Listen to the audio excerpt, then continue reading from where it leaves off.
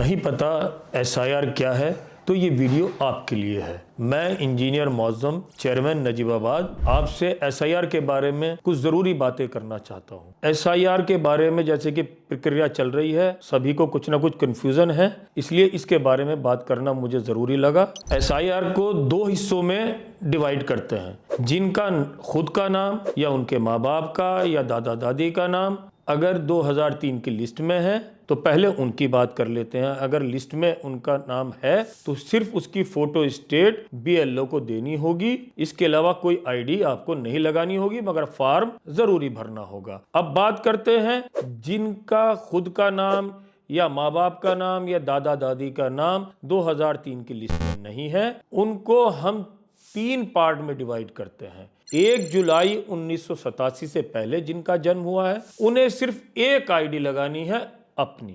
जिनका जन्म 2004 2 दिसंबर से पहले और 1 जुलाई 1987 के बाद यानी इस बीच हुआ है तो उनको 2 आईडी लगानी है, एक खुद की और एक माँ या बाप में से किसी एक की।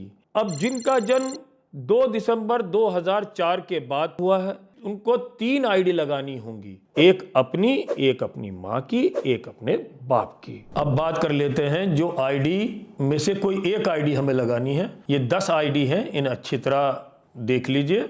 जन्म प्रमाण पत्र, पासपोर्ट, जाति प्रमाण पत्र, मूल निवास प्रमाण पत्र, 10वीं की मार्कशीट या किसी भी क्लास की मार्कशीट, सरकार द्वारा दी गई जमीन या मकान का आवंटन पत्र, बैंक, डाकघर या एलआईसी वगैरह में जो एफडी कराई हैं उनका पेपर, सरकारी नौकरी का पहचान पत्र या पेंशन लेटर, परिवार रजिस्टर की नकल और 10वां वन अधिकारी द्वारा प्रमाण पत्र। इन 10 आईडी में से कोई एक आईडी लगानी है, सभी आईडी नहीं लगानी है। इसके अलावा कोई भी बीएलओ अगर आपको परेशान करता है, मोहल्ले में आकर नहीं बैठ रहा है या घर पर नहीं आ रहा है तो आप मुझे इन्फॉर्म करें, मेरे डायरेक्ट नंबर पर मुझे कॉल करें, मैं उसका हल तुरंत करवाऊंगा। और इसके अलावा हमने नगर पालिका के अंदर कमरा नंबर 14 के अंदर हेल्प डेस्क बनाई है। किसी को भी कोई सवाल पूछना है तो नगर पालिका पहुंच जाए या डायरेक्ट मुझे कॉल कर दे, मैं उसको प्रॉपर उसका हल करवा दूंगा। शुक्रिया बहुत बहुत।